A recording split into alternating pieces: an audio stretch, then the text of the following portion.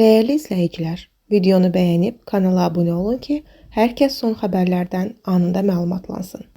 Dünən saat 22:40 radələrində Respublika Təcil və Təxirəsalınmaz Tibbi Yardım Mərkəzinə Nərimanov rayonu Əli Cabbar Orucəliyev küçəsi ərazisindən yanğın hissəsi səbəbilə çağırış qeydə alınıb. Xəbər verilir ki, bu barədə təbdən bildirilir. Məlumata görə çağırış ünvanına təcil tibbi yardım briqadası cəlb olunub. 2 nəfərə, bir qadın, bir kişi yerində yardım olunub.